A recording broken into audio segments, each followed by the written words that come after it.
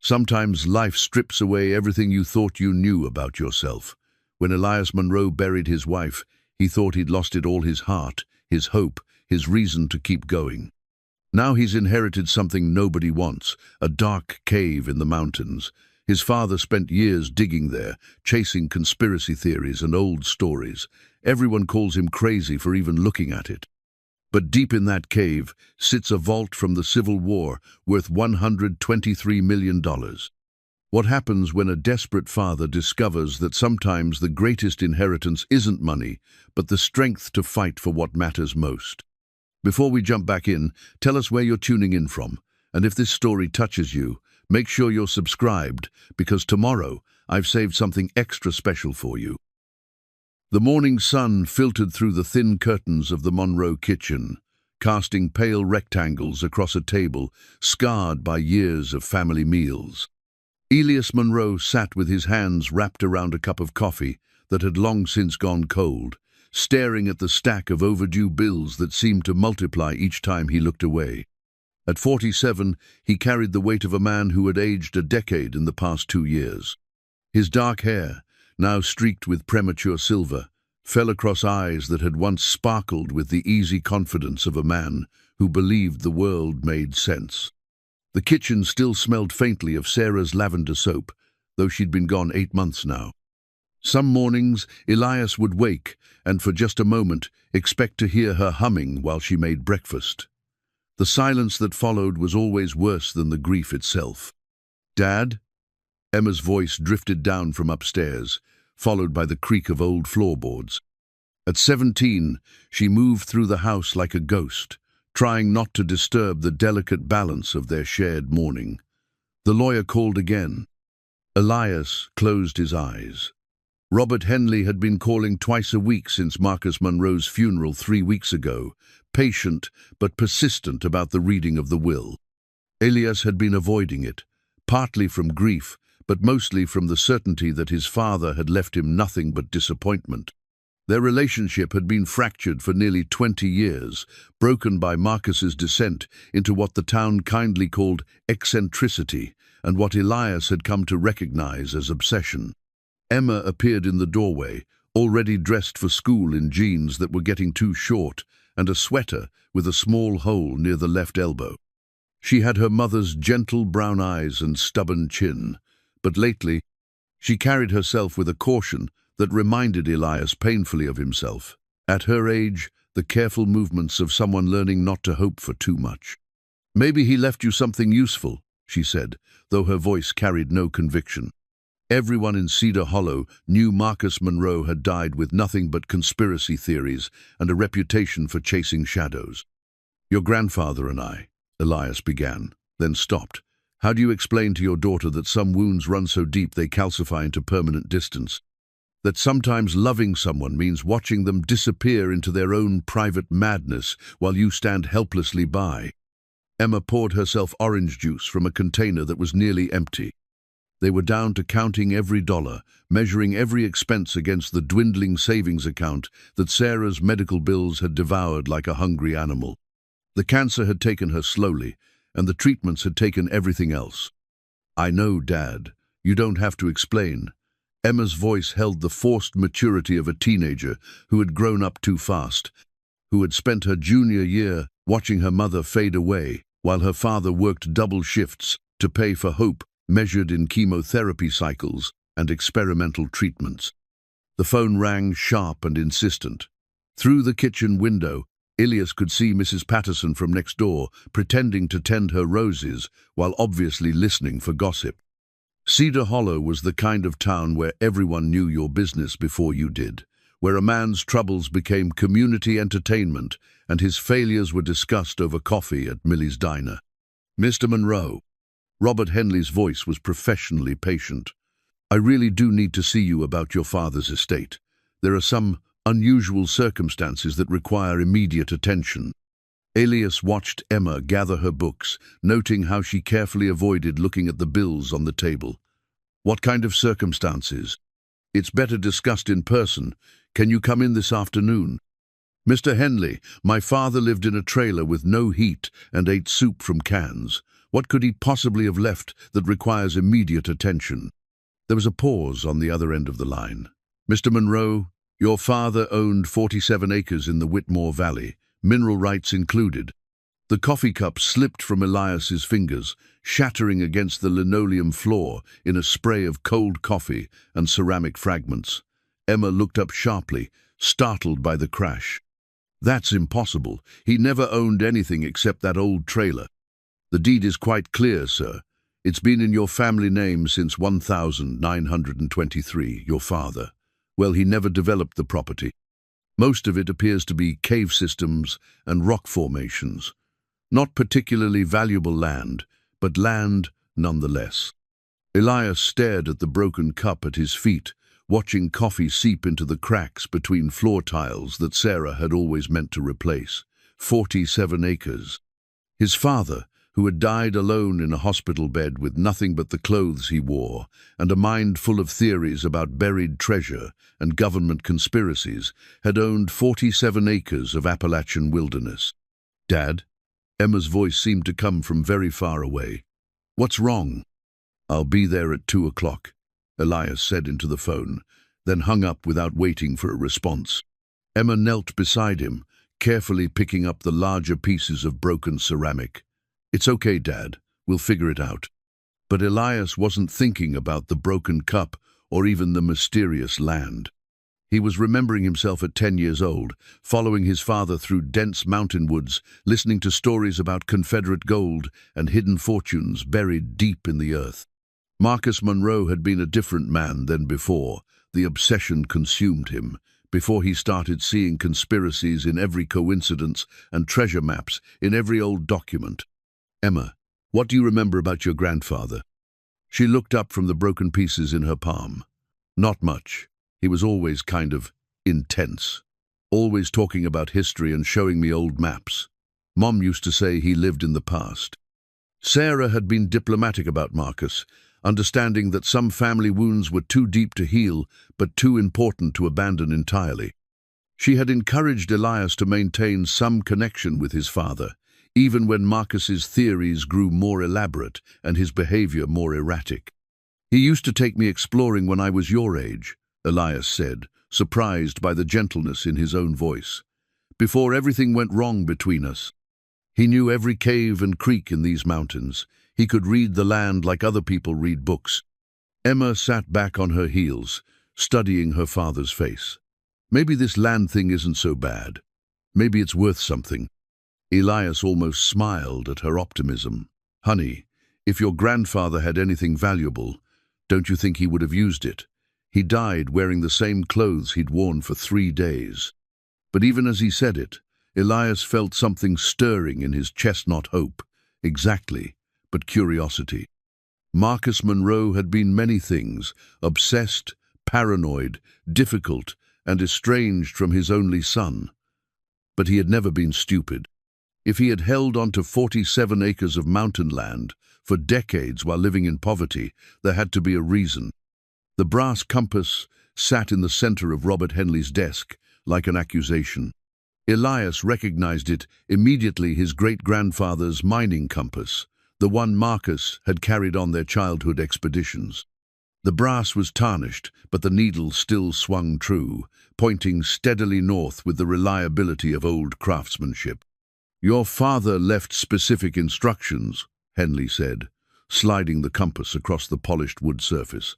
He wanted you to have this first, before we discussed the land. Elias picked up the compass, feeling the familiar weight of it in his palm.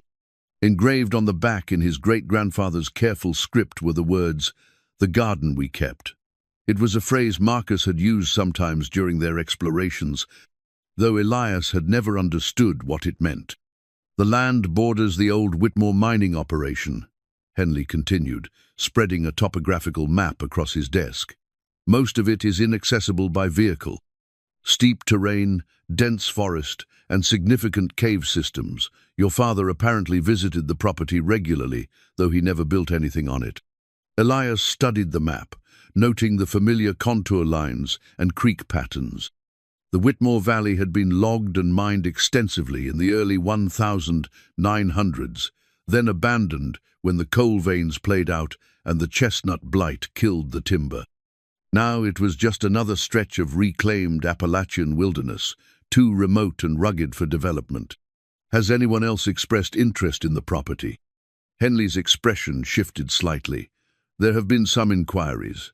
Nothing formal, but, well, word travels fast in a small town. There are always people interested in mountain land, especially if they think there might be mineral deposits. What kind of people? The kind who ask a lot of questions and don't give many answers.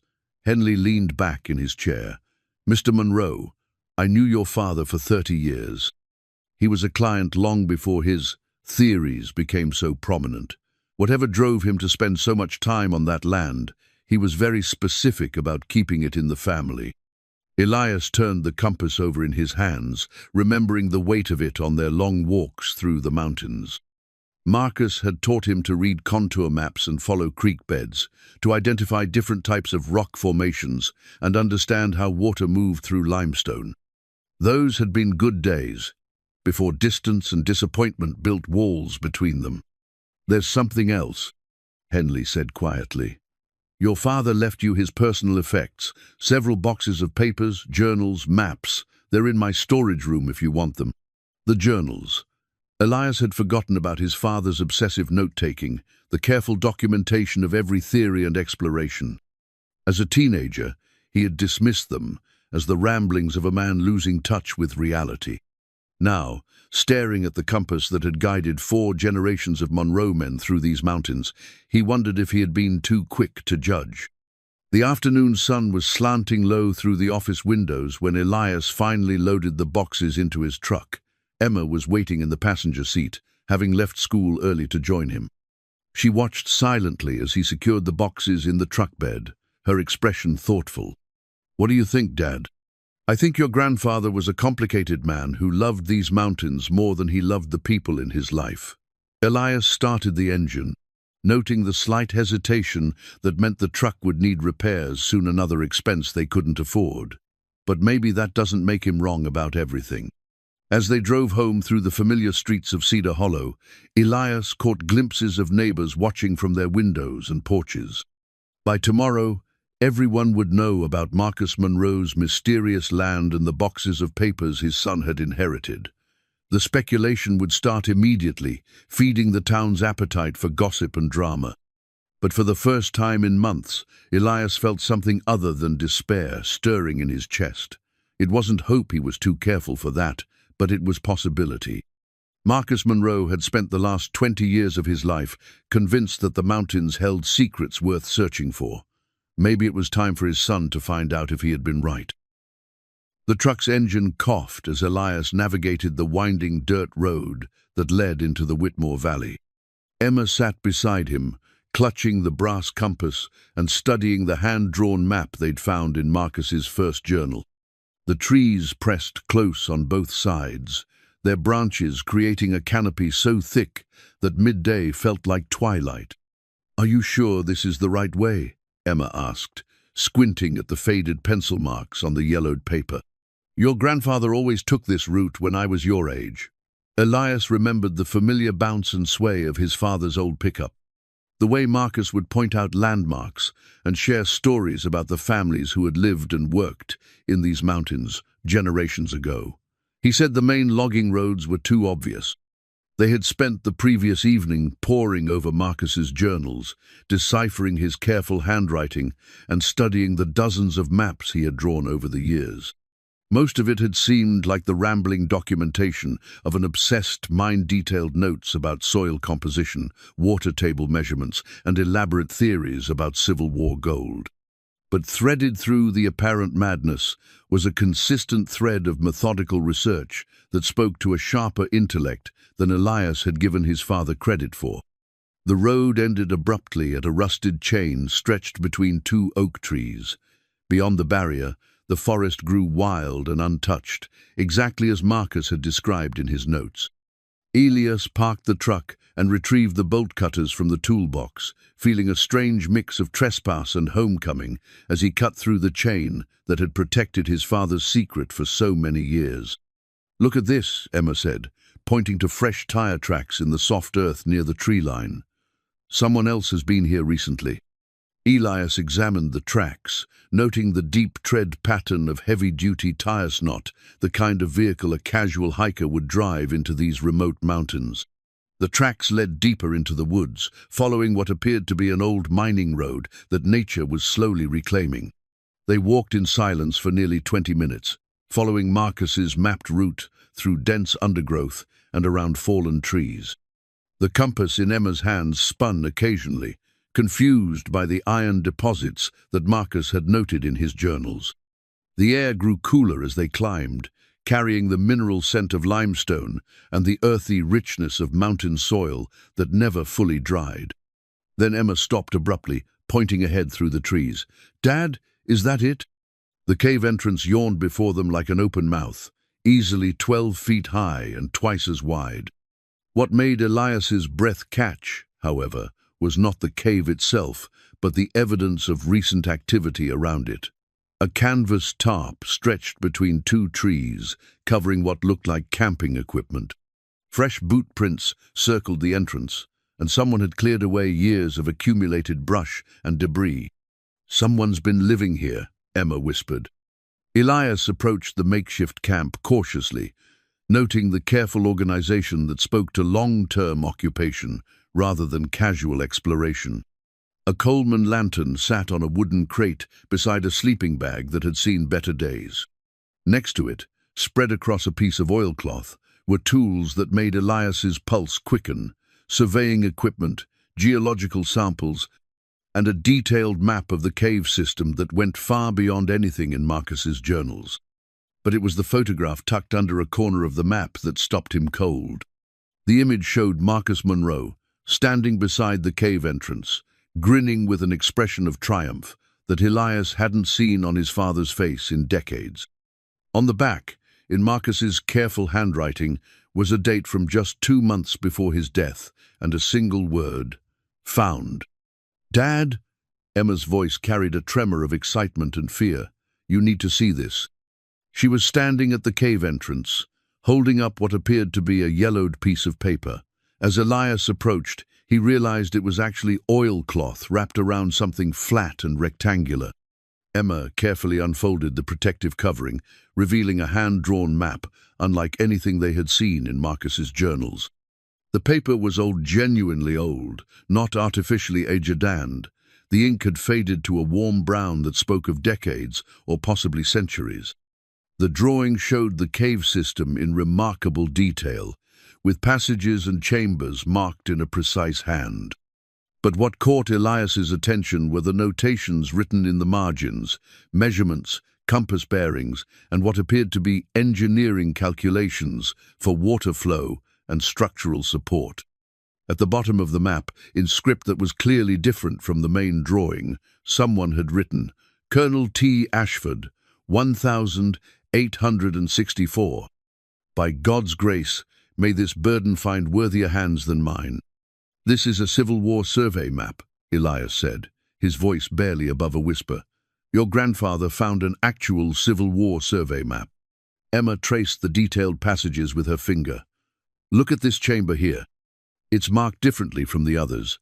She pointed to a section deep within the cave system, where someone had drawn what appeared to be a rectangular room, with precise dimensions noted along the edges. Elias studied the markings more carefully. The chamber was positioned at what appeared to be the lowest point of the cave system, accessible only through a series of increasingly narrow passages. Most significantly, the notation beside it read, "Sealed chamber, 40x20x12. Stone and mortar construction. Access via flood passage when water table permits." "A sealed chamber," Emma said, understanding dawning in her voice. "Dad, this isn't just any cave. Someone built something down there." The implications hit Elias like a physical blow. Marcus hadn't been chasing fantasies. He had been following legitimate historical evidence. The conspiracy theories and obsessive behavior had been the symptoms of a man who knew he was right, but couldn't prove it to a world that had already decided he was crazy. As they stood in the filtered sunlight at the cave entrance, Elias found himself seeing his father with new eyes. Marcus Monroe hadn't retreated into madness. He had been conducting serious historical research with the passion of a man who understood the significance of what he was seeking. The tragedy wasn't that he had been wrong, it was that he had been right, and nobody had believed him. "We need to go inside," Emma said, her voice steady despite the magnitude of what they were contemplating. Elias looked at his daughter, 17 years old, standing at the threshold of a mystery that had consumed his father's life, and felt the weight of family legacy settling on his shoulders. Marcus Monroe had died before he could finish what he started. But he had left them everything they needed to continue his work: the land, the research, and now this map that proved his theories weren't delusions. "Your grandfather spent 20 years preparing for this moment," Elias said, checking the flashlight he had brought from the truck. "I think we owe it to him to see what he found." The cave entrance was larger than it appeared from outside, with a ceiling that disappeared into darkness above their heads. The air inside was cool and still, carrying the mineral scent of limestone and the faint sound of water moving somewhere in the depths below. Their footsteps echoed strangely, as if the cave were much larger than the beam of their flashlight could reveal. 20 feet inside the entrance, Elias stopped. The cave split into 3 distinct passages, each leading deeper into the mountain. But carved into the stone wall at the junction, almost invisible unless you knew where to look, were symbols that matched the sketches in Marcus's journals. They weren't natural formations or random marks, they were deliberately carved indicators, left by someone who wanted to mark the way. Emma consulted the Civil War map, comparing the cave layout to their current position. "According to this, we want the middle passage. It leads to a chamber where the original mapmaker left supplies." They followed the passage deeper into the mountain, their flashlight beam revealing smooth limestone walls and occasional glimpses of flowstone formations that spoke to the cave's great age. The passage sloped downward gradually, and Elias could hear the sound of moving water growing stronger with each step. Then their light caught something that made them both stop breathing. Fresh boot prints in the soft clay of the cave floor, leading deeper into the darkness ahead of them. Someone else was down here. Someone else was following the same map, seeking the same sealed chamber that had driven Marcus Monroe to spend the last 20 years of his life in obsessive pursuit.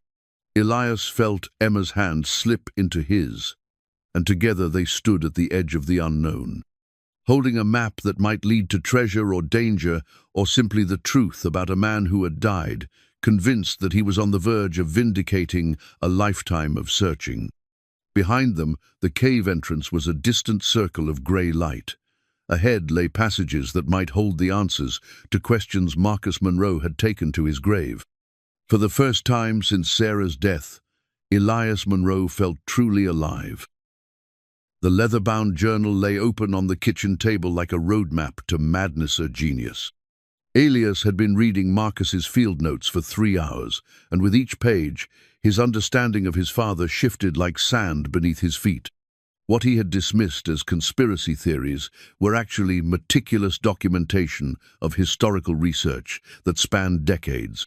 Emma sat across from him, carefully transcribing the most important passages into a notebook with cleaner handwriting. The morning light, streaming through the kitchen window, illuminated pages filled with sketches, measurements, and theories that painted a picture of a man driven not by delusion, but by the certainty that he was close to something extraordinary. "Listen to this entry from 15 years ago," Emma said, reading from her transcription. "March 15th. Found additional confirmation in courthouse records.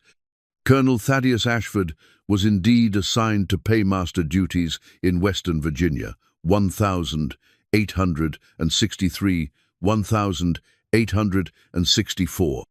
Official records show him missing in action, April 1864, along with 3 wagons of Union gold intended for troop payment in Winchester." Elias looked up from the journal he was studying. "Union gold? I thought the stories were about Confederate treasure." "That's what makes it interesting." Emma flipped through several pages. Grandfather tracked down newspaper articles from 1864. There were reports of Union paymasters going missing throughout Virginia and West Virginia. The assumption was always that Confederate raiders were intercepting the gold shipments. But Marcus Monroe had developed a different theory, one that grew more compelling as Elias read deeper into the research. The missing paymasters weren't being killed by Confederate raiders, they were disappearing intentionally, along with the gold they were supposed to distribute to Union troops. Someone was systematically stealing Union payroll and hiding it, but not for the Confederacy. The phone rang, interrupting Elias's concentration. The caller ID showed a number he didn't recognize, but the voice on the other end was warm and familiar. "Elias Monroe? This is Clara Whitfield. I was a friend of your father's." Elias remembered Clara, vaguely a retired teacher who had become the town's unofficial historian after spending 40 years collecting stories and documents about Cedar Hollow's past. She had visited Marcus occasionally in his final years, one of the few people who treated his research with respect rather than amusement. "Ms. Whitfield, I'm sorry I haven't called. We've been trying to sort through Dad's things." "That's actually why I'm calling. Marcus brought me some of his research over the years, asked me to verify certain historical facts. I think there are some things you should know about your father's work." An hour later, Clara Whitfield sat in the Monroe kitchen, her silver hair pulled back in a neat bun, and her sharp blue eyes examining Marcus's journals with the careful attention of someone who understood their significance. She was smaller than Elias remembered, but she carried herself with the quiet authority of a woman who had spent her life teaching teenagers that history mattered. "Your father wasn't the first person to search those caves," she said, pointing to a passage in one of the journals. "There are records going back to the 1920s of people disappearing in that area, experienced miners, treasure hunters, even a geological survey team in 1955. They went into those caves and never came out." Emma looked up from the journal she was reading. "What happened to them?" "Nobody knows. The caves are dangerous, unstable in places, with underground streams that can flood without warning." But Marcus had a different theory. Clara opened her own notebook, revealing pages of careful research notes. He believed the caves were deliberately engineered to be dangerous, that someone built traps to protect what's hidden inside. Elias felt a chill that had nothing to do with the morning air. What kind of traps? The kind that would require serious engineering knowledge and significant resources to construct.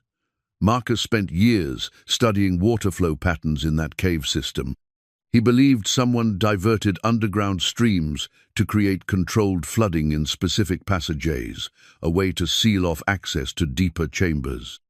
Clara reached into her bag and pulled out a photocopied document that made Elias's breath catch. It was a page from a military engineering manual dated 1864, with detailed diagrams showing how to construct water-based defense systems in cave environments. "Colonel Ashford wasn't just a paymaster," Clara continued. "Before the war, he was a civil engineer. He supervised the construction of canal systems in Ohio and Pennsylvania. He would have known exactly how to engineer a cave system to protect whatever he hid inside." Emma studied the engineering diagrams with the intense focus she usually reserved for her advanced mathematics homework. "These are really sophisticated. Whoever designed this system understood hydraulics and geological pressure points." "More than that," Clara said. "Marcus believed Ashford wasn't working alone. The scale of the engineering required multiple people with specialized knowledge. And the amount of gold that went missing during that period, we're not talking about a few $1,000s. Union payroll records suggest the total value could be enormous by today's standards." As if summoned by their conversation about gold and danger, the doorbell rang. Elias opened the front door to find a man in his 50s standing on the porch, dressed in expensive outdoor gear that looked like it had never seen actual outdoor use. He was tall and broad-shouldered, with the kind of confident smile that salesmen and politicians wore when they wanted something. "Mr. Monroe, my name is Dale Cruz. I represent a consortium of investors interested in Appalachian land development." He extended a business card that identified him as a consultant for something called Mountain Heritage Acquisitions. I understand you've recently inherited some property in the Whitmore Valley. Elias glanced back toward the kitchen, where Clara and Emma were still studying the journals. I'm not interested in selling. Of course not, but I'd like to discuss some opportunities that might benefit everyone involved.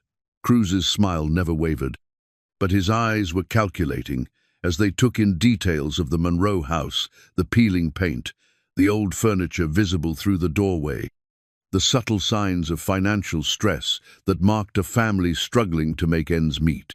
What kind of opportunities? Well, remote mountain land can be difficult to develop individually, but with the right backing, the right expertise, some of these old mining properties can be quite profitable. We're particularly interested in properties with historical significance. The phrase sent warning signals through Elias's mind. Historical significance? Oh, you know how it is with these old mountain properties. Always stories about buried treasure and lost fortunes. Most of it's nonsense, of course, but tourists love that kind of thing. Heritage tourism is big business these days. Dale Cruz was fishing, Elias realized. Somehow, he knew or suspected that the Monroe land was connected to more than just family legacy and local folklore. The question was how much he knew and where he had gotten his information. I appreciate the offer, Mr. Cruz, but I'm not ready to make any decisions about the land. Of course, no pressure at all. Cruz handed him a second business card. But if you change your mind, or if you need any assistance with research or development, we have resources that individual landowners typically don't have access to.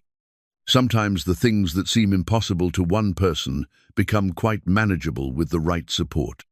After Cruz left, Elias returned to the kitchen to find Clara and Emma deep in conversation about cave safety and exploration techniques. Clara looked up as he entered, her expression troubled. Who was that? Someone who wants to buy Dad's land. He mentioned historical significance and heritage tourism. Clara's frown deepened.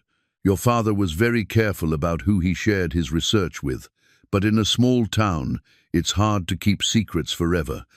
If word is getting out about what Marcus was really looking for, you need to be very careful about who you trust. She gathered her notes and stood to leave, but paused at the kitchen door. Elias, your father spent 20 years of his life on this research. He died believing he was close to proving everything he theorized. But he also died knowing that there were people who would do anything to get their hands on what he was looking for. After Clara left, Elias and Emma sat in the quiet kitchen, surrounded by journals and maps, and the weight of knowledge that felt both precious and dangerous. Outside, the town of Cedar Hollow continued its quiet routines, unaware that the crazy old Monroe family might have been right about their wild theories all along. But somewhere in the back of his mind, Elias couldn't shake the feeling that Dale Cruz's visit wasn't a coincidence. And if people were already watching, already asking questions, then time was running out to find the answers Marcus Monroe had died seeking. The brass signet ring caught the light from Elias's headlamp as he carefully chipped it free from the limestone wall where it had been embedded for over a century and a half. The metal was tarnished black, but the seal was still clearly visibly an eagle, with outstretched wings clutching arrows and an olive branch surrounded by stars, and the inscription, Colonel T. Ashford, Corps of Engineers. This is it, Emma whispered, her voice echoing strangely in the cave chamber. This proves everything Grandfather theorized.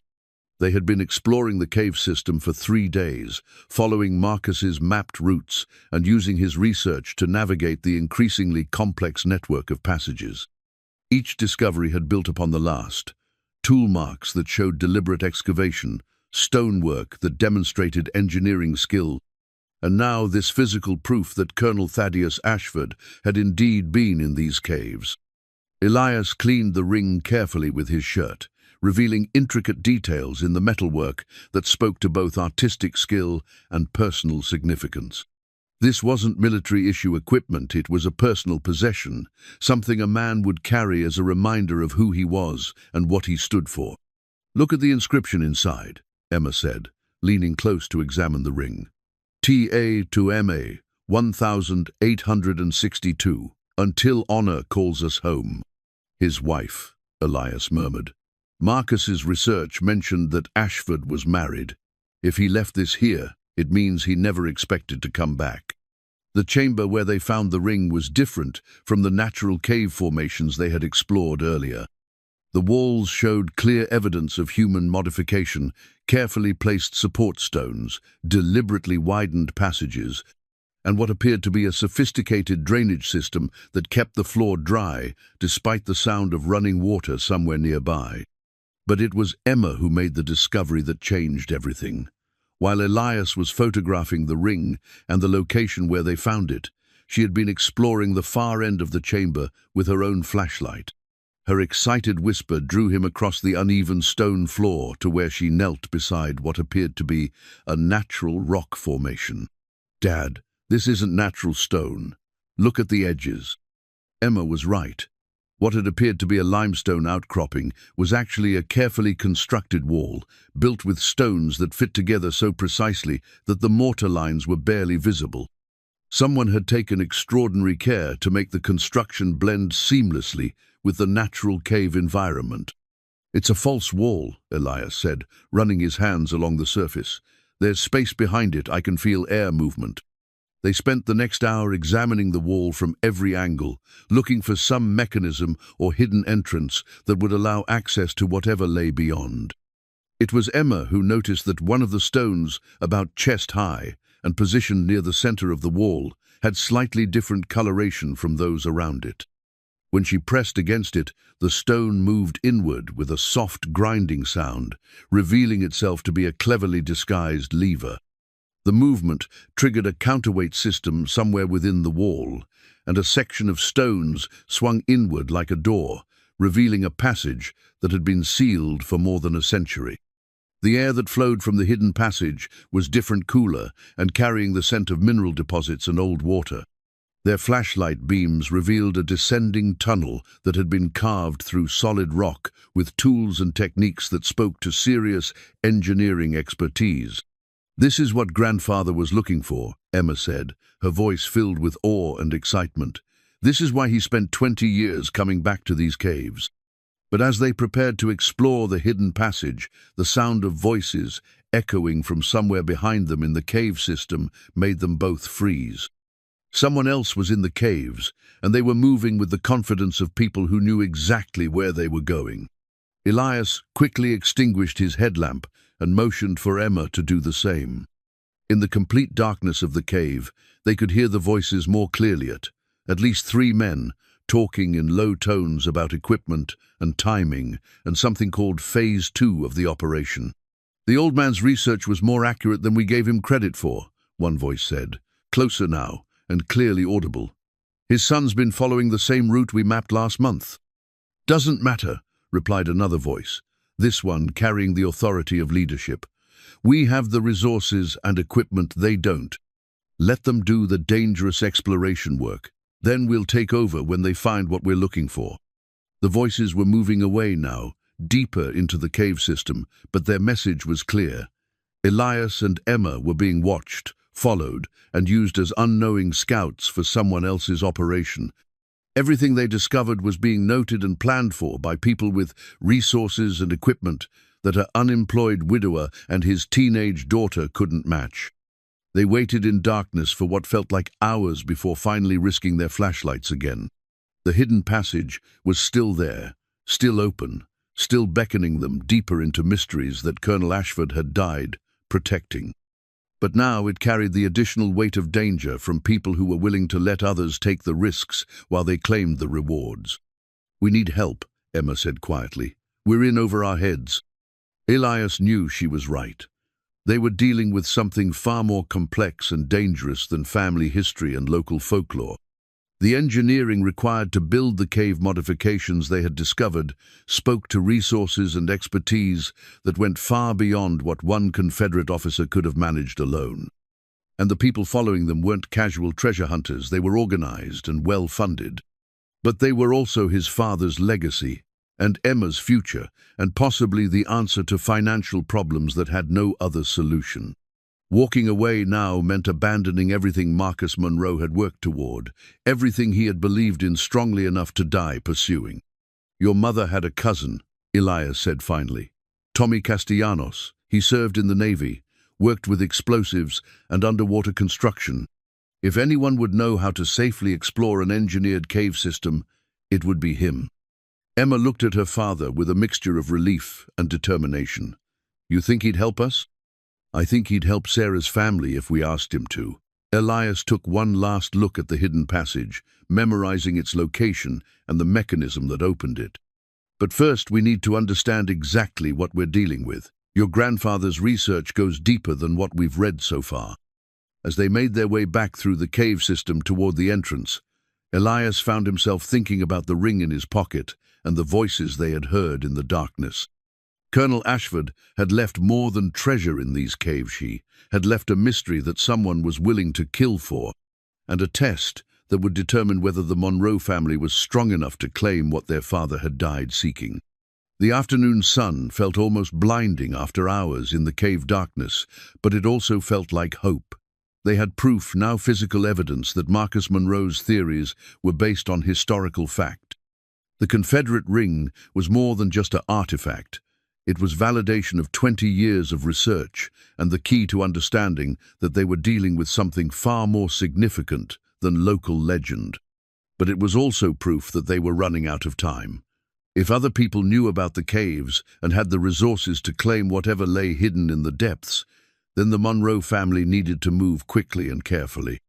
As they drove home through the mountain roads, Elias made a decision that would have seemed impossible just a week earlier. It was time to trust someone else with the secret that had consumed his father's life. It was time to find out if Tommy Castellanos was still the kind of man who would risk everything to help family. The hydraulic engineering schematic spread across Tommy Castellanos' kitchen table looked like something from a textbook on advanced water management, not a hand-drawn plan from the Civil War era. Tommy studied the detailed drawings with the focused attention of a man who had spent 15 years working with underwater explosives and cave diving systems for the Navy. "This is sophisticated work," he said, tracing the flow lines with his finger. "Whoever designed this understood hydraulic pressure, water table dynamics, and structural engineering at a level that would be impressive today, much less in 1864. Elias watched his late wife's cousin examine the schematic they had found hidden behind a loose stone in Marcus's workshop. Tommy was younger than Elias by 5 years, with the lean build and careful movements of someone accustomed to working in dangerous environments. His dark hair was graying at the temples, and his hands bore the scars of a career spent handling explosives and underwater equipment. "The principle is actually elegant," Tommy continued. "They diverted an underground river through a series of chambers and channels. During normal conditions, the water follows this main route." He pointed to a heavy line on the drawing. "But if someone tries to access the protected chambers down here, the system can be triggered to flood specific passages." Emma leaned over the table, studying the complex network of water channels and chambers. "How would they trigger it?" "Several ways. Weight, activated mechanisms, manually operated gates, even timed systems using water pressure. But the real genius is here." Tommy indicated a series of smaller chambers positioned above the main passage. "These are equalization chambers. They prevent the floodwater from backing up and drowning the people who activate the system." The schematic was more than just an engineering diagram. It was proof that Colonel Ashford had been working with other people who possessed advanced technical knowledge. The level of planning and construction required would have taken months or years to complete, with resources that went far beyond what a single military officer could command. "There's something else," Elias said, spreading Marcus's most recent journal across the table. "Dad figured out how to safely navigate the system. He spent the last 2 years of his life mapping the water flow patterns and timing the flood cycles." Tommy read Marcus's notes with growing amazement. The older man had approached the engineering challenge with the methodical patience of a scientist, documenting water levels during different seasons, calculating pressure differentials, and identifying safe windows when the flood passages could be navigated. "Your father was brilliant," Tommy said quietly. "This is professional-level hydrological analysis. He figured out that the system follows natural water table fluctuations.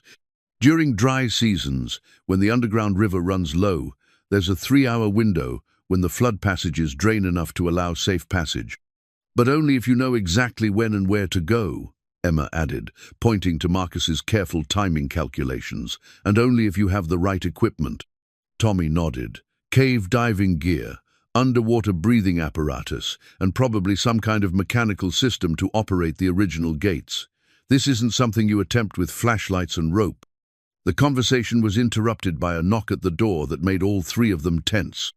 Through the kitchen window, they could see a black SUV parked in Tommy's driveway, expensive and out of place in the working-class neighborhood where Tommy had lived since leaving the Navy. Dale Cruz stood on the front porch, accompanied by two men in dark suits who looked like they spent their time in corporate boardrooms rather than Appalachian mountains. His smile was as confident as before, but his eyes held a harder edge that suggested patience was wearing thin. "Mr. Monroe," Cruz said when Tommy opened the door, "I was hoping we could continue our conversation about your father's property." "I told you I wasn't interested in selling," Elias replied, acutely aware of the journals and schematics spread across the kitchen table just a few feet away. "Of course, but circumstances have a way of changing, don't they?" Cruz's gaze moved past Elias to take in the kitchen, noting the presence of Emma and Tommy and the papers covering the table. "I understand you've been exploring the old mining areas. Dangerous work for amateurs." The implied threat was subtle but unmistakable. Cruz knew exactly what they were doing and wanted them to know that they were being watched. More concerning was his use of the word amateurs. It suggested that whatever organization he represented considered cave exploration and historical research to be professional activities requiring proper resources and expertise. "Mr. Cruz," Tommy said, stepping forward with the calm authority of someone accustomed to dangerous confrontations, "I think you should leave." "Of course, but before I go, I want to make sure Mr. Monroe understands the full scope of what he's dealing with." Cruz reached into his jacket and pulled out a folder containing photographs that made Elias's blood run cold. The photos showed the cave entrance, the hidden camp they had discovered, and detailed images of the passages they had explored. Someone had been documenting their every move with professional surveillance equipment, capturing not just their activities, but the specific locations and discoveries they had made. "Cave exploration can be very dangerous," Cruz continued conversationally. "People get lost, equipment fails, underground streams flood unexpectedly. Accidents happen all the time, especially to people who don't have proper training and support." Emma moved closer to her father, and Elias felt the protective anger that had sustained him through Sarah's illness flare into something harder and more focused. These people weren't just threatening him, they were threatening his daughter. "What do you want?" Elias asked quietly. "Partnership. Your father spent 20 years developing research that could be very valuable to the right people. We have the resources to properly explore and develop whatever he discovered. Everyone benefits. And if we refuse?" Cruz's smile never wavered. "Well, as I said, cave exploration is dangerous work. It would be tragic if something happened to interrupt your research." After Cruz and his associates left, the three sat in Tommy's kitchen, surrounded by evidence of a mystery that had suddenly become much more dangerous. The photographs had made it clear that they were dealing with people who had significant resources and no apparent concern about legal or ethical boundaries. "We're not equipped for this," Emma said, her voice steady but thoughtful. "They have professional surveillance, corporate backing, and they're not afraid to threaten us directly." Tommy gathered the engineering schematics and Marcus's journals into a neat stack. "Your father anticipated this. Look at his final entries. He knew other people were searching for what he was looking for. That's why he hid his research in multiple locations and never documented everything in one place." Elias studied his father's careful handwriting, seeing new layers of meaning in notes he had initially dismissed as paranoid rambling. Marcus Monroe hadn't been suffering from conspiracy theories, had been documenting an actual conspiracy to steal the fruits of his legitimate historical research. "There's something else," Tommy said, opening the final journal to a page marked with a small piece of tape. Your father left instructions for exactly this situation. He knew that if he died before completing his work, someone would try to take over his research. The page contained detailed directions to 3 separate locations where Marcus had hidden backup copies of his most important discoveries. But more than that, it contained a plan for safely accessing the flooded chambers using equipment and techniques that would allow a small, motivated team to succeed where larger, better-funded operations would fail. He designed a way for his family to claim what he found, Tommy said quietly, but only if they were willing to trust each other and work together. Elias looked at his daughter and his late wife's cousin, realizing that Marcus Monroe's final gift hadn't been just land, and research it had been the foundation for the kind of family alliance that could survive threats and challenges that would destroy individuals working alone. "Then that's what we'll do," Elias said. "We'll finish what my father started, and we'll do it before these people can stop us." For the first time since Sarah's death, Elias Monroe felt like he was part of something larger than his own grief and struggle.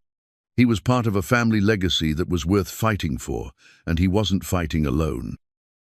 The leather Bible felt ancient in Emma's hands as she carefully opened it in the basement workshop they had discovered behind a false wall in their own home. Marcus Monroe had been even more secretive than they had realized, creating a hidden research center beneath their feet where he had spent years analyzing historical documents and planning his final assault on the mystery that had consumed his life. The workshop was a revelation in itself, walls lined with detailed maps, geological surveys, and historical documents that painted a picture of research far more sophisticated than anything they had found in his journals. But it was the Bible, hidden in a specially constructed compartment, that held the final piece of the puzzle they had been assembling. "Look at this," Emma said, her voice filled with wonder as she discovered that the Bible's pages had been carefully hollowed out to create a hiding place. Inside the carved space lay a folded piece of paper and a small brass key attached to a chain that had obviously been worn around someone's neck for years. Elias examined the key while Emma unfolded the paper, revealing handwriting that was different from any they had seen in Marcus's research. The script was formal and careful, written with the kind of precision that spoke to military training and education. "It's a letter," Emma said, reading slowly, "dated April 15th, 1864. To whoever finds this record of my actions, may God forgive what necessity has compelled me to do. I am Colonel Thaddeus Ashford, and I have stolen from my own army to prevent a greater theft." Tommy leaned closer as Emma continued reading. The letter was a confession, but not the kind they had expected. Colonel Ashford hadn't been a Confederate sympathizer stealing Union gold. He had been a Union officer who discovered that his own superiors were systematically looting military payrolls intended for soldiers in the field. "The war has created opportunities for men of weak character to enrich themselves while brave soldiers go unpaid," Emma read. "I have documentation of systematic theft reaching to the highest levels of military command. Rather than allow this corruption to continue, I have secured the evidence and the stolen funds in a place where honest men might someday use them for proper purposes." The implications were staggering. Ashford hadn't been hiding. Confederate treasure he had been protecting Union payroll and evidence of military corruption from the very people who were supposed to be fighting for justice and freedom. He had died not as a traitor, but as a man trying to preserve honor in the face of systematic dishonesty. "There's more," Emma said, turning the page. "He describes the vault construction and the people who helped him. Engineers, miners, local civilians who believed in what he was doing. This wasn't just one man's project, it was an organized effort to preserve evidence and resources until the war ended and proper authorities could address the corruption." But the most significant revelation came in the letter's final paragraphs, where Ashford described the dual nature of what he had hidden. The vault contained not just gold and currency, but detailed documentation of the corruption network names, dates, amounts, and evidence that would have been explosive if it had reached the right people in 1864. I pray that whoever finds this will have the courage to use both the resources and the evidence for purposes that honor the sacrifice of honest soldiers. Emma read. The key opens not just the vault, but a responsibility to see justice done. Tommy had been studying the geological surveys on Marcus's workshop walls, while Emma read the letter. Your father figured out something important, he said, pointing to a series of calculations written in Marcus's careful handwriting. The vault isn't just hidden, it's designed to require multiple people working together to access it safely. The engineering was even more sophisticated than they had realized. The brass key Emma held was only one part of a three-component security system. The compass and the Confederate ring they had found were the other pieces, each one necessary to navigate different stages of the vault's protection mechanisms. It's brilliant, Tommy continued. Ashford designed it so that no single person could access the vault alone. You need the compass to navigate the water-filled passages, the ring to identify the correct chamber, and the key to open the final seal. But more than that, you need at least 3 people working in coordination to operate the flood control systems safely. Emma looked up from the letter with an expression of dawning understanding. Grandfather knew this. That's why he never tried to complete the exploration alone, even after he figured out the water system. He was waiting for family to help him. The realization brought both hope and additional pressure. Marcus Monroe had spent 20 years preparing for a family expedition that would require trust, coordination, and shared risk. He had died before he could explain this to his son, leaving behind only clues and hoping that Elias would eventually understand what was required. But their planning was interrupted by the sound of heavy vehicles outside and the glow of headlights through the basement windows. Emma quickly gathered the Bible and letter, while Elias extinguished the workshop lights.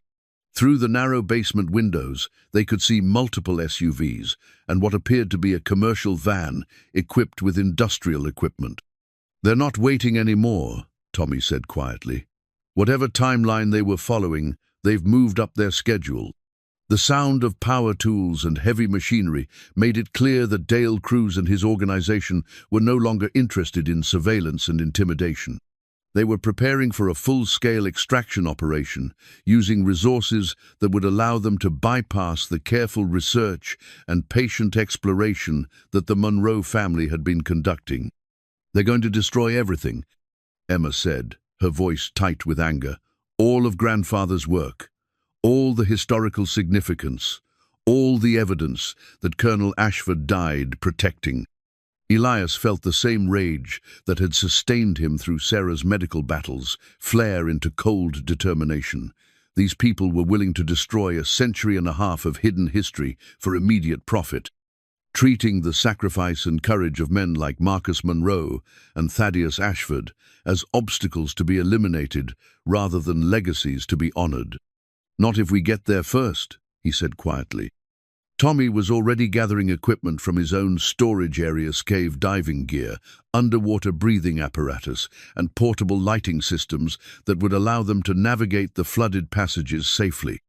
But more than equipment, he brought the kind of tactical thinking that came from years of military operations in dangerous environments. We have advantages they don't, Tommy said as they prepared to leave through the back of the house, avoiding the surveillance outside. We know the cave system, we understand the engineering, and we have the tools to access the vault properly. Most importantly, we're not trying to extract everything at once, we just need to secure the evidence and enough resources to prove what we've found. As they made their way through the dark streets of Cedar Hollow, avoiding the main roads where Cruz's people might be watching, Elias realized that they were about to attempt something that would either vindicate his father's life work or end in disaster for everyone he cared about. But for the first time since Sarah's death, he was part of something that felt larger than personal loss and struggle. He was carrying forward a mission that connected him to his father, his daughter, and men like Colonel Ashford, who had risked everything to do what they believed was right. The cave system waiting in the darkness held more than treasure-it, held the test of whether the Monroe family was strong enough to claim the legacy that Marcus Monroe had died protecting. The corporate survey document lay spread across the hood of Tommy's truck like an indictment written in professional language and geological terminology. Emma had found it tucked inside Dale Cruz's briefcase, which had been carelessly left in his SUV while he supervised the equipment setup at the cave entrance. The document bore the letterhead of Blackstone Mining Consortium and was dated 6 months before Marcus Monroe's death. "They've known about the vault the entire time," Emma said, her voice shaking with anger as she read from the detailed geological report. "Listen to this. Ground-penetrating radar confirms the presence of artificial chambers at depths consistent with Civil War-era construction. Estimated value of contents, $150 million, based on historical gold prices and documented missing union payroll." Elias felt the world shift beneath his feet as the implications became clear. Dale Cruz wasn't an opportunistic treasure hunter who had learned about the cave through local gossip, represented a corporation that had been systematically researching and planning this operation for years. More disturbing was the timeline. They had been watching Marcus Monroe long before his death. Tommy examined the document with the methodical attention of someone trained to analyze intelligence reports. "Look at this section here," he said, pointing to a paragraph marked Phase 1 Implementation. "They've been manipulating events to force your family into a position where you'd be desperate enough to do the dangerous exploration work for them." The corporate strategy was as cold as it was effective. Blackstone Mining had identified Marcus Monroe as the person most likely to solve the cave's engineering challenges, but they needed him to be desperate enough to take risks that a cautious researcher would avoid. So they had orchestrated a series of pressures designed to force him into increasingly reckless behavior. "They killed him," Emma said quietly, reading from a section labeled Asset Elimination Protocol. "Dad, they murdered grandfather." The document didn't use those words, but the clinical language made the reality clear. Marcus Monroe's death hadn't been natural, it had been facilitated when his research reached a point where Blackstone could benefit from inheriting his work rather than waiting for him to complete it safely. But the conspiracy went deeper than they had imagined. As Elias read through the detailed corporate planning documents, he discovered that Sarah's cancer treatment had also been manipulated. Blackstone had connections with medical facilities and insurance companies that allowed them to artificially inflate treatment costs and create the kind of financial desperation that would make a grieving widower willing to risk everything for a chance at sudden wealth. "They've been orchestrating our lives," Elias said, his voice hollow with shock.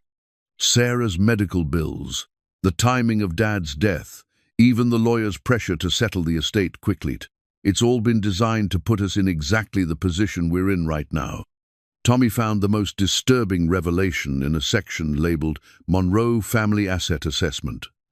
The document contained detailed psychological profiles of Elias and Emma, analyzing their personalities, financial situation, and emotional vulnerabilities to predict how they would respond to various pressures and incentives. "They know everything about us," Emma said, reading her own psychological profile with a mixture of fascination and revulsion. "Our financial situation, my college plans, even Dad's grief patterns and decision-making tendencies. They've been studying us like laboratory animals." The corporate planning was sophisticated enough to account for multiple contingencies. If the Monroe family succeeded in accessing the vault, Blackstone would simply take it from them, using legal mechanisms they had already put in place. If the family failed and died in the attempt, Blackstone would inherit the research and hire professional teams to complete the work safely. But there was one element of Marcus Monroe's research that Blackstone hadn't fully understood: the moral dimension of what Colonel Ashford had hidden. The corporate documents focused entirely on the monetary value of the gold and artifacts, completely ignoring the historical evidence of military corruption that Ashford had died protecting. "They don't know about the documents," Elias realized, studying the corporate inventory projections. "They think they're just looking for gold and artifacts. They have no idea that the real treasure is the evidence of systematic corruption that could expose similar activities happening today." Tommy was examining a different section of the corporate document's technical specifications for the equipment Blackstone planned to use for large-scale extraction. "They're not interested in preserving anything," he said grimly. "They're planning to use industrial excavation equipment that will destroy the cave system and anything in it that doesn't have immediate monetary value." The realization transformed their mission from treasure hunting to historical preservation. They weren't just racing to claim their family's inheritance, they were fighting to protect evidence that could expose corporate and governmental corruption spanning more than a century. "There's something else," Emma said, finding a loose page that had been paper-clipped to the main document. "It's a list of other sites." "Dad, they're not just after Grandfather's cave. They're systematically looting historical sites across Appalachia." The list contained locations in 5 states, each one associated with Civil War-era treasure stories, and each one marked with assessment codes that indicated various stages of development. Some sites were marked as completed extraction, others as research phase, and still others as asset acquisition in progress. Blackstone Mining wasn't just a treasure hunting operation.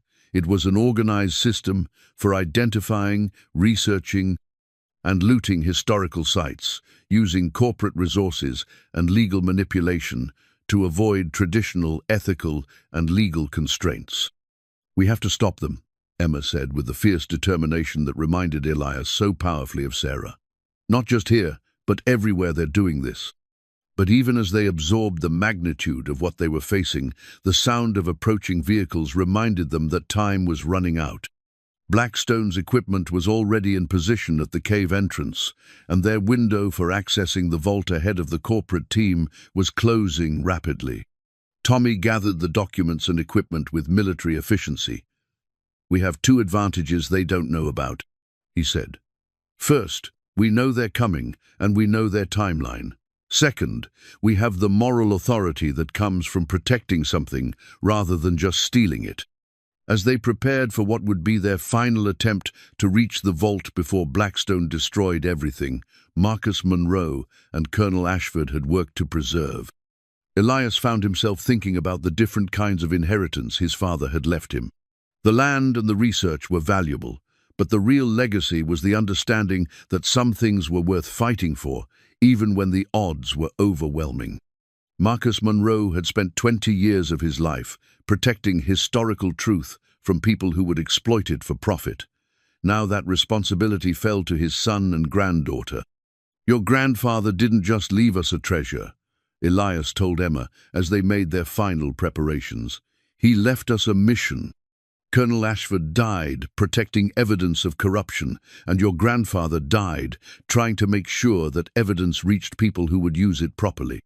Emma nodded, understanding that they were about to risk everything, not just for financial security, but for the principle that history belonged to the people rather than to corporations, with enough resources to claim it by force. The cave system waiting in the darkness held more than gold and artifacts. It held the test of whether ordinary people could still fight powerful organizations and win through courage, preparation, and the willingness to risk everything for principles that mattered more than personal survival.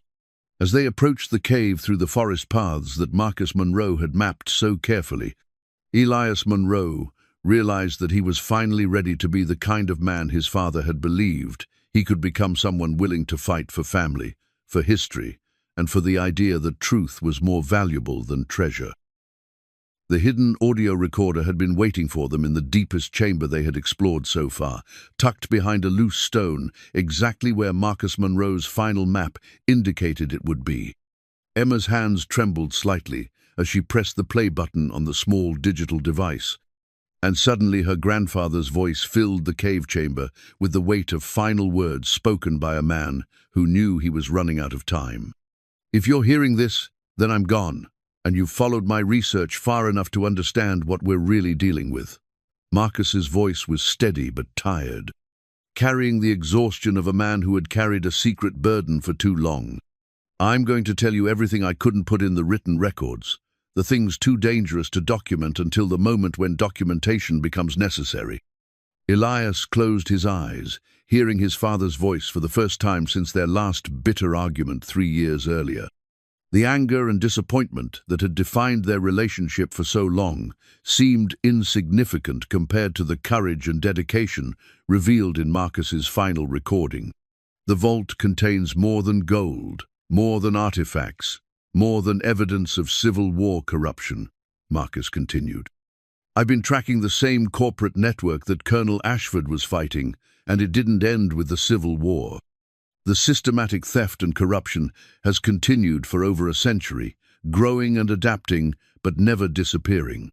Tommy and Emma listened intently as Marcus described connections between 19th century military corruption and modern corporate practices that created a pattern of exploitation spanning generations. The evidence in Colonel Ashford's vault wasn't just historical, it was the foundation for understanding ongoing criminal activities that reached into contemporary business and government. Blackstone Mining Consortium is the current incarnation of the same network that Ashford was fighting in 1864, Marcus's voice explained.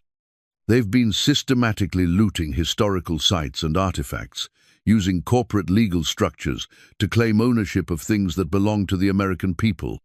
But more than that, they're using the same techniques of manipulation and intimidation that corrupt military officers used during the Civil War.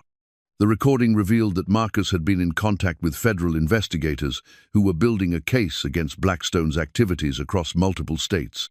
His research wasn't just family genealogy, it was part of a larger law enforcement operation that required evidence from the vault to prove historical patterns of criminal behavior.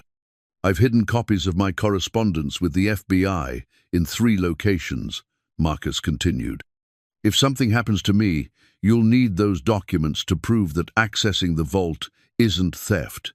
It's the completion of a federal investigation that I didn't live to finish. Emma found herself crying as she listened to her grandfather explain precautions he had taken to protect his family from the consequences of his research. Marcus Monroe hadn't been a paranoid conspiracy theorist, had been a careful investigator who understood exactly how dangerous his discoveries were and had planned accordingly. The vault access requires 3 people working in perfect coordination, Marcus's voice continued. Not just because of the engineering, but because Ashford designed it to require trust and shared commitment. He wanted to make sure that only people working together for the right reasons could claim what he had protected. The recording included detailed instructions for navigating the flood control system, using the 3 artifacts they had collected, and timing their approach to coincide with the natural water cycles that Marcus had spent years documenting.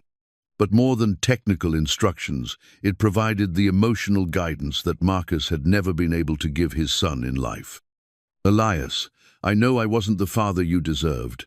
I let my obsession with this mystery consume our relationship, and I'll regret that for whatever time I have left.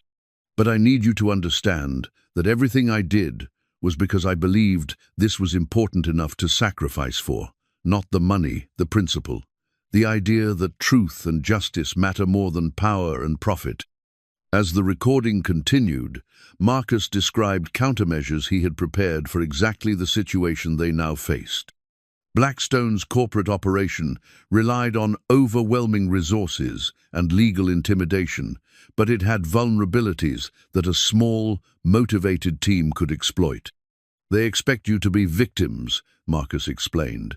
They've planned for you to do the dangerous work and then step aside when they claim the results. But they haven't planned for you to fight back with the same determination and intelligence that got you to the vault in the first place. The final section of the recording contained specific instructions for documenting everything they found in the vault and transmitting it to law enforcement contacts before Blackstone could interfere. Marcus had established secure communication channels and legal protections that would allow his family to expose the conspiracy without becoming targets themselves. Remember, Marcus's voice concluded, you're not just claiming an inheritance, you're completing a mission that men have been dying for since 1864. Colonel Ashford, me, and probably others whose names we'll never know, don't let their sacrifice be meaningless. The recording ended with the soft click of the device shutting off, leaving the three of them sitting in the cave chamber with the weight of revelation and responsibility. Outside, they could hear the distant sound of heavy machinery and voices carrying the authority of people accustomed to taking whatever they wanted. "How much time do we have?" Emma asked, checking her watch against the water cycle calculations Marcus had provided.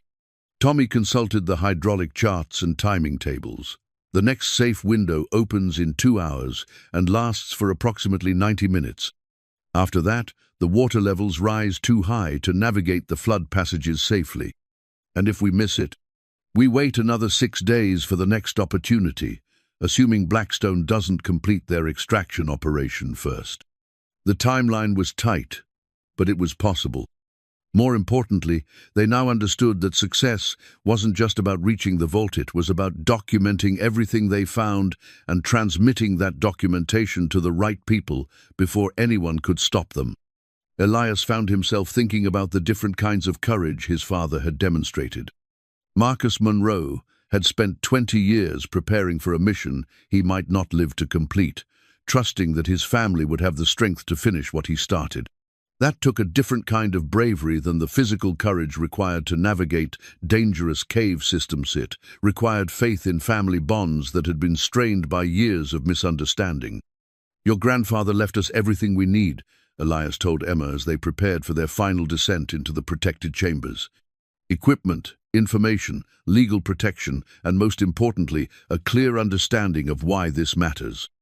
Emma nodded, but her expression carried the thoughtful seriousness of someone who understood they were about to attempt something that would either vindicate generations of Monroe family sacrifice or end in disaster for everyone they cared about. Tommy was making final adjustments to their diving equipment and communication systems, preparing for an operation that would require military-level precision and coordination.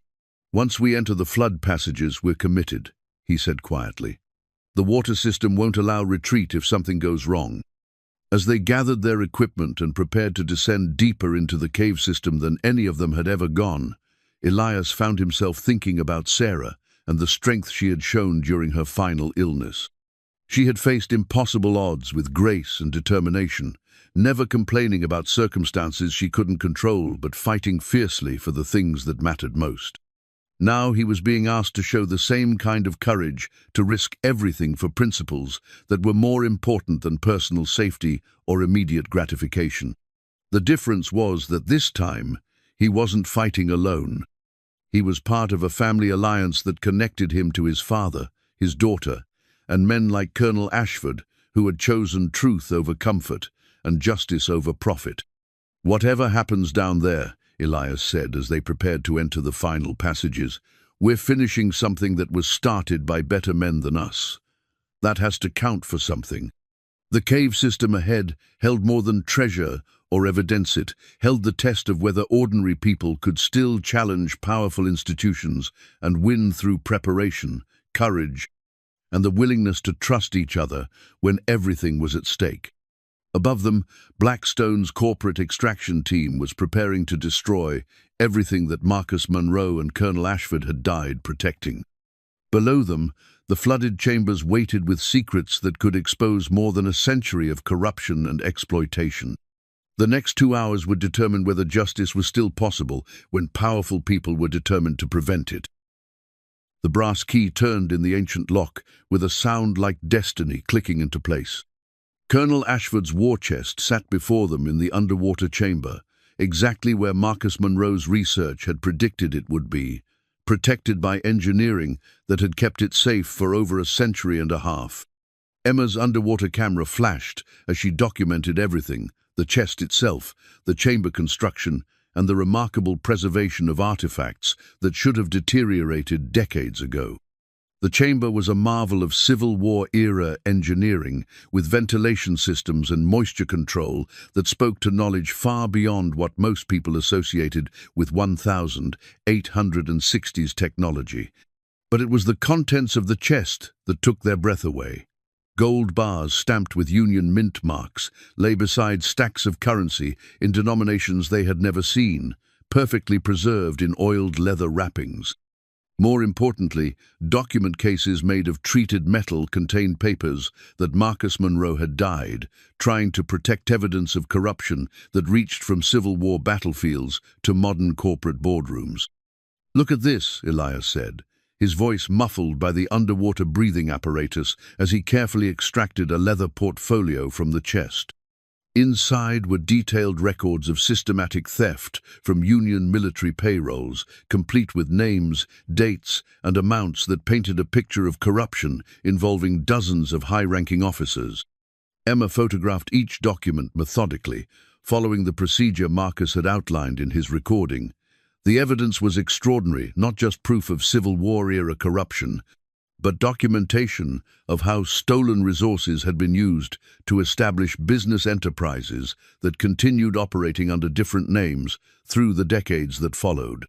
But the most shocking discovery was a modern addition to the historical documents papers in Marcus Monroe's handwriting that connected the Civil War corruption network to contemporary criminal activities. Marcus had traced the same families and corporate entities through multiple generations, documenting how techniques developed during wartime had evolved into sophisticated modern fraud operations. "Blackstone Mining Consortium is just the latest name," Elias said, reading from his father's careful analysis. "The same corporate structure has been operating under different identities for over 100 years, always adapting to new legal environments, but never changing its basic approach to theft and intimidation." Tommy's voice crackled through their communication system with urgency that made them all freeze. "We have a problem up here. Crew's team just broke through the cave defenses. They're coming down with heavy equipment, and they're not being careful about preservation." The sound of explosions echoing through the water-filled passages confirmed Tommy's warning. Blackstone's extraction team was using industrial methods that would destroy the cave system's delicate engineering and probably kill anyone caught in the passages when the water levels shifted unpredictably. "How much time do we have?" Emma asked, continuing to photograph documents even as the water around them began to vibrate from the explosions above. "Minutes, not hours," Tommy replied. "They've brought enough equipment to drain the entire passage system, but they're doing it without understanding the flood control mechanisms. The whole system is becoming unstable." Elias made the decision that would define everything that followed.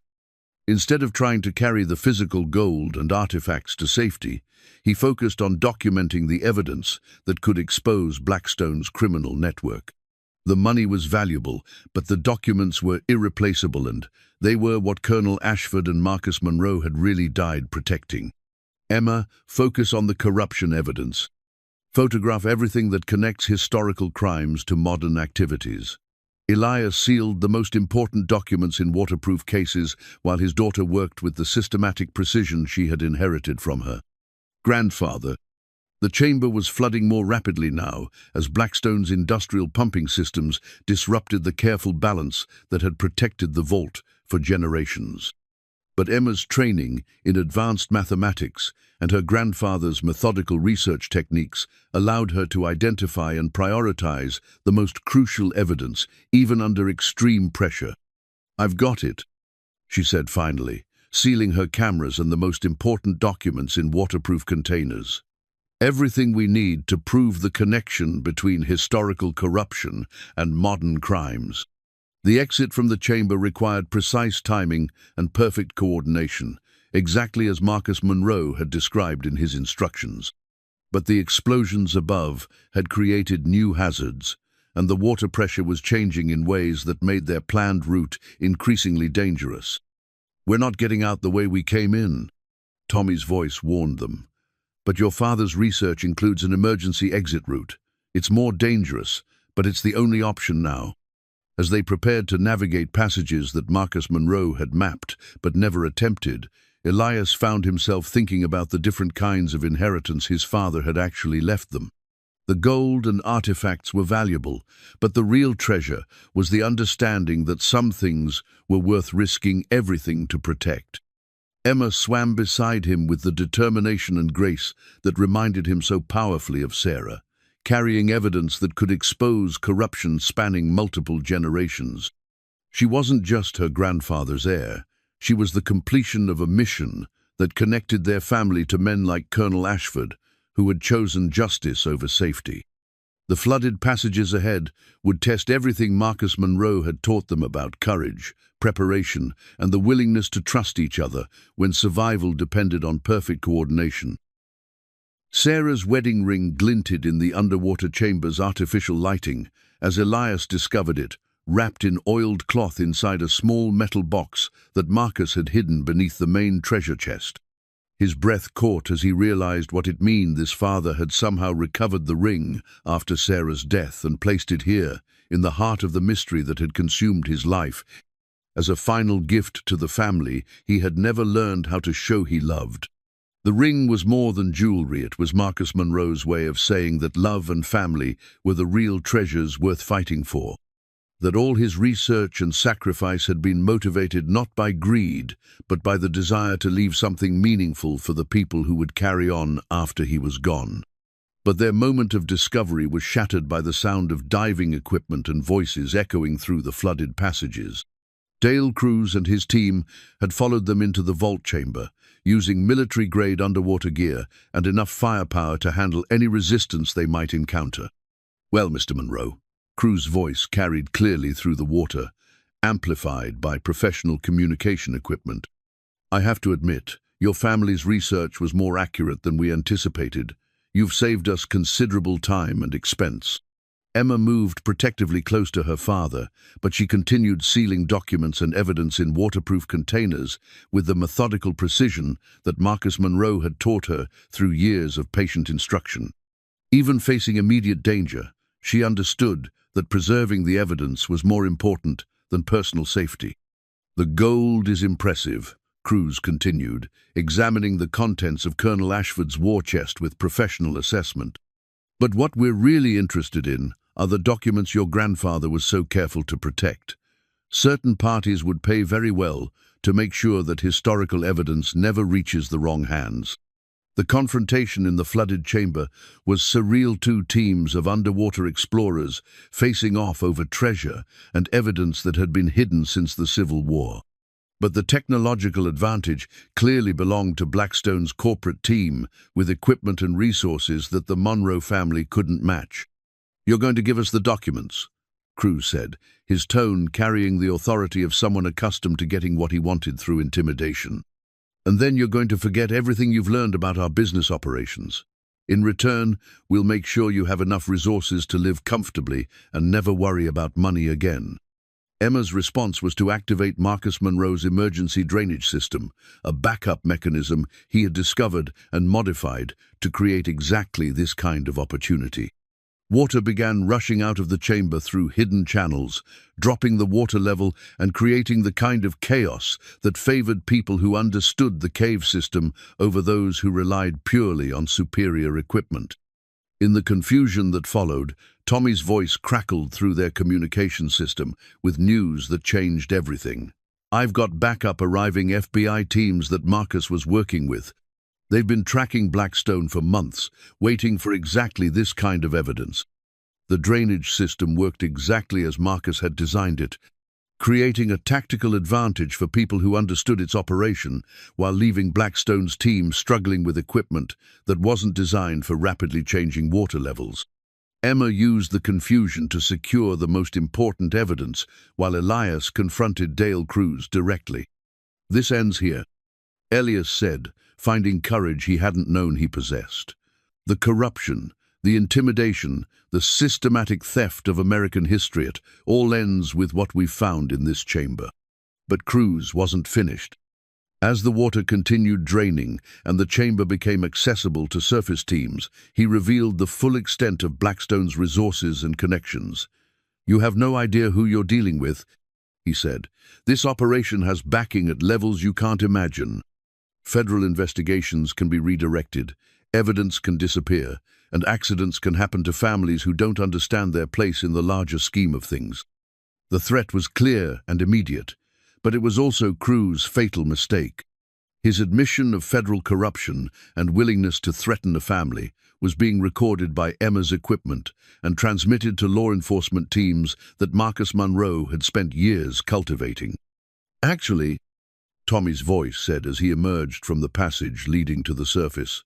"We know exactly who we're dealing with, and so do the FBI teams that have been listening to everything you just said." The cave chamber filled with law enforcement personnel who had been waiting for exactly this moment, the completion of an investigation that Marcus Monroe had begun and died trying to finish. Dale Cruz and his team found themselves surrounded by people with more authority and better equipment than anything Blackstone Mining Consortium could field.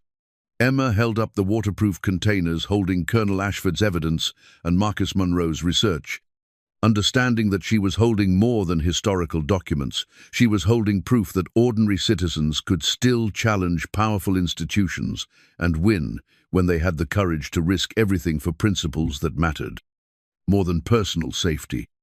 Sarah's wedding ring remained in Elias's hand, a reminder that the real treasure had always been the family bonds that made them strong enough to complete a mission that had seemed impossible just days earlier. Marcus Monroe's final gift wasn't gold or documents, it was the understanding that love and family were worth fighting for, even when the odds seemed overwhelming. 6 months after the confrontation in Colonel Ashford's vault, Elias Monroe stood at the entrance to what was now officially designated as the Ashford-Monroe Historical Preservation Site, watching his daughter direct a team of archaeologists and historians who were carefully documenting every aspect of the cave system's remarkable engineering. The trials had been swift and decisive. Dale Cruz and 17 other members of the Blackstone mining conspiracy were serving federal sentences for racketeering, fraud, and the systematic theft of historical artifacts across 5 states. The evidence that Emma had photographed in the flooded chamber had provided prosecutors with documentation spanning over a century of criminal activity, making it one of the largest historical fraud cases in American legal history. But more than justice, the discovery had brought something Elias hadn't expected: peace. The financial security provided by the Monroe Family Trust, established with a portion of the vault's contents, meant that Emma could attend any university she chose without the crushing debt that had destroyed so many families. More importantly, it meant they could focus on preserving and sharing the historical significance of what Marcus Monroe had died protecting. Emma emerged from the cave entrance, her face flushed with excitement and purpose. At 18, she moved with the confident stride of someone who had found her calling early and pursued it with the methodical passion she had inherited from her grandfather. Her backpack was filled with survey equipment and notebooks, documenting details that would eventually become part of a comprehensive historical record of Colonel Ashford's engineering achievement. "The university team found another chamber today," she said, settling beside her father on the wooden bench they had placed near the cave entrance. "The engineering is even more sophisticated than we realized. Ashford wasn't just hiding treasure, he was creating a permanent monument to the idea that some things are worth preserving no matter what the cost." Clara Whitfield approached through the trees, carrying a thick folder of documents and wearing the satisfied expression of a historian who had spent months connecting pieces of a puzzle that revealed something extraordinary about American history.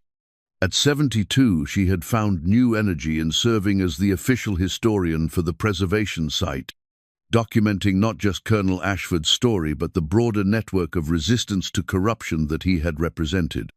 "The Smithsonian wants to create a permanent exhibition," Clara announced, settling onto the bench beside them. "Not just about the Civil War treasure, but about the pattern of citizen resistance to systematic corruption that connects Ashford's work to Marcus's research to what you accomplished in the cave." Elias smiled, thinking about how pleased his father would have been to know that his 20 years of obsessive research would eventually be recognized as legitimate historical scholarship. Marcus Monroe's journals and maps were now part of the National Archives, and graduate students from universities across the country were using his methodical documentation techniques as models for their own research. Tommy Castellanos emerged from the visitor center he had helped design and construct, carrying the easy confidence of a man who had found meaningful work after years of drifting through jobs that never seemed to matter. As the site's security director and cave safety coordinator, He had found a way to use his military skills for preservation rather than destruction. "The school groups are getting larger," Tommy reported, consulting his clipboard with the same attention to detail he had once applied to military operations. "Next week, we're hosting 300 students from Virginia and West Virginia schools. The kids are fascinated by the idea that teenagers like Emma can make historical discoveries that change how we understand the past." Emma had indeed become something of a celebrity in educational circles, speaking at schools and universities about the importance of preserving family history and the ways that patient research could uncover truths that powerful people preferred to keep hidden. But she carried her recognition with the same thoughtful seriousness that had helped her survive the confrontation in the cave. "I've been thinking about something Grandfather wrote in his final journal," Emma said, pulling out a notebook where she had transcribed some of Marcus's most important observations. "He said that the real treasure wasn't gold or artifacts, was the understanding that ordinary people could challenge powerful institutions and win if they were willing to work together and never give up." As the afternoon sun slanted through the trees surrounding the cave entrance, Elias found himself thinking about the different kinds of inheritance his father had actually left them. The financial security was important, but the real legacy was the understanding that family bonds were strong enough to survive misunderstanding and separation, and that love expressed itself sometimes through sacrifice and dedication rather than through words. The small garden they had planted near the cave entrance was flourishing vegetables and flowers that Sarah would have loved, tended by the 3 generations of Monroe women whose influence shaped everything about the preservation site. Emma had insisted on including plants that would have been familiar to Colonel Ashford's era, creating a living connection between past and present that reminded visitors that history was made by real people facing the same kinds of challenges that every generation encountered. "Your grandfather would be proud," Clara said quietly, watching Emma make notes about the archaeological discoveries that were still yielding new insights into Civil War era engineering and resistance networks. "Not just of what you found, but of what you chose to do with it." The Monroe Family Trust had funded similar preservation efforts at 12 other sites across Appalachia, protecting historical locations from corporate exploitation while creating educational opportunities for communities that had been overlooked by traditional academic institutions. Emma's college plans included studies in archaeology and public history, with the goal of expanding the Trust's work to protect historical sites throughout the American South. As they sat together in the evening light, surrounded by the mountains that had protected Colonel Ashford's secret for over a century, Elias Monroe understood that his father's final gift hadn't been treasure or vindication. It had been the opportunity to become the kind of family that Marcus had always believed they could be. Emma leaned against her father's shoulder, tired from a day of exploration but energized by the knowledge that she was carrying forward work that connected her to generations of people who had chosen truth over comfort and justice over profit. The cave entrance behind them was no longer a mystery to be solved, but a responsibility to be honored, a reminder that some inheritances were worth any risk to claim and any sacrifice to preserve. The garden they kept together grew stronger each season, rooted in soil that held the stories of people who had refused to let powerful institutions define what was possible for ordinary families willing to fight for what they believed in.